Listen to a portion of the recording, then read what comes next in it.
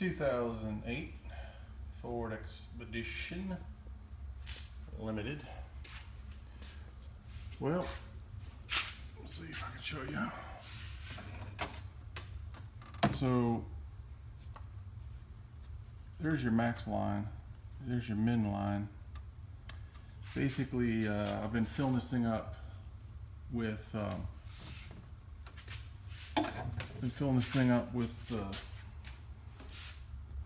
Mercon 5. It's an ATF fluid, that's what it takes. So anyway, been filling it up. Let me show you. See all that underneath the car? That's not supposed to be there. I actually cleaned the floor already, but you can see there's a fresh drip there and over there. So it's leaking, and another drip over there. It's leaking. It's when you go through here, it's hard to see. But if you look in there, that hole, it's wet. You can't tell on screen. This is dry. That's like really wet. Let's see if I can give you a better look here. Well, I can't tell, but this is a dry, and that's just wet. I don't know if you can tell that, but it's leaking over on this side, and I can't really see anything, any attachments. But what I can see are these lines coming in right here. They come through. They come through. Okay, yeah, comes, maybe not that one. Sorry, not that one. Anyway, it's hard to tell, but there's a line down there. It comes around, but you can see it right there. That line comes into that radiator. That is my power steering line. So for some reason, Ford put the power steering in the in this radiator here, but the below half is air conditioning compressed, like condenser. So I don't want to replace all that and have to discharge my AC. So what I'm going to do, I'm going to try and put in something else. So I bought this at Advanced Auto. It's a power steering oil cooler. It looks huge, but it's not. I don't know why they packaged it like this, but inside is literally, it comes with hose. This costs me, sorry guys. There you go. $21.95. Anyway, comes with a hose, and underneath, look at that tiny little thing. It comes with clamps. It comes with some things to stick through the radiator. This thing is so stinking small. What I'm going to try and do is stick that. Hold on, sorry. I'm going to try and stick that on the radiator like this, so it'll be in the same line as. It'll be in the same line. The hoses will come in to the left and right. It won't be as long. It'll be shorter. I'm hoping it can still be cool. It's going to go in the front of all these radiators. I'm going to sneak it into the front. So hoping, fingers crossed, that's going to work. So I took the plastic cowling off. I put it over here. It was right here. This plastic cowling had a bunch of these little, I'll show you. But it covers up these gaps. It was already off when I first started showing you. I'm sorry the lighting's so bad. I don't have much light in my garage. But it comes with these little caps right here. Don't judge me by my garage, guys. Trying to get out of town. Everything's happening all at one time. But you gotta unscrew. Can't really show you. Let me see.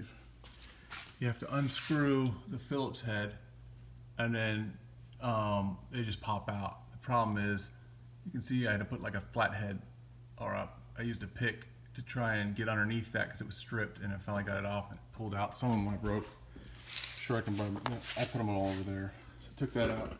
Now I'm using a Torx T30 according to my set. If I count it over right, this is the T30 section, and it takes these off. I'm just taking these off. So take these off. It looks like I got to take these bolts out. I might have to take the headlights out and a couple more bolts here and here. Here and here.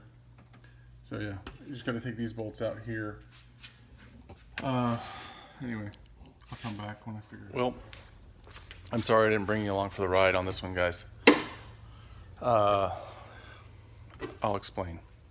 Okay, so I put this back on. You can't see, it's all buttoned up. I disconnected the hose right here, the power steering hose right here. And as you can see, thought you could see. All right, there we go. You can see she's full. And that's where she was when I put her on Friday when I left out of town. And it's still there, so no leaks. I'll show you what I did. I meant to keep you guys, I thought I had to take this whole piece off to get to the radiator, which would have been a better way, but I didn't. I even took this off. It didn't need to do any of that. So anyway, put all this back on. You do need to take this off. This plastic piece right here, it's a pain. You got to pop these little things out and then pop it up. This has to come off. Also, then that lets you, this is like a flex fit, but it lets you kind of pull that back a little bit. There's there's like 4 other T30 screws to pull that off. And this kind of pulls out, not a lot, but it just pulls out its bracket so you can get your hand down in there. And then I took these 2 screws out and popped this slide out and pulled off all the attachments that light the lights up. So that was out. And then there's one like weird piece of, I don't know if you can see it. Let me get the light again. There's a weird piece in there. This piece right here, that piece, you had to pull a push pin, which is like up there.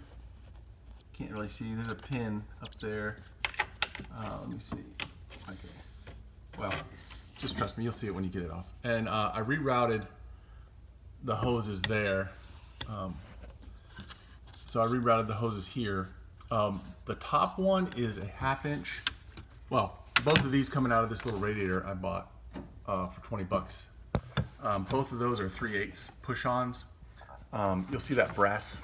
There's a brass piece right there. There's a barb. So I'm converting a 1/2 inch to a 3/8, and then the return is a 3/8 all the way. So that's the original one that came off the car. This is new. That's a new pipe that I brought in, and then that's the new 3/8 pipe. So anyway, and then I just I couldn't get to behind the, there we go. I couldn't get behind the shroud. I didn't want to take it all apart, so I actually connected it to the cooler that's right there. I didn't tighten it. It's kind of hanging loose. I've got to get a better solution, but I was pushed on time because I had to get out of here. But there's no leaks. No leaks down here either. I cleaned the floor up. It was pretty nasty. You can see it's been leaking for a long time. I also put some Purple Power or whatever, Purple Clean, and I washed this down before I left to try and help clean it up. It still needs to be cleaned. It's still dirty, but it's a lot better than it's a lot better than it was. But anyway, that's what I did. I drove 4.5 hours up to O'Fallon, Illinois, and back today. No leaks, no issues. So for me, it's working. I may spray paint this black because it's pretty obvious when you walking by. Look in this grill, you can see it's bright silver. So I may spray paint it black later. But anyway, kind of like the radiators behind it are black. But it's working, so there you go. Good luck.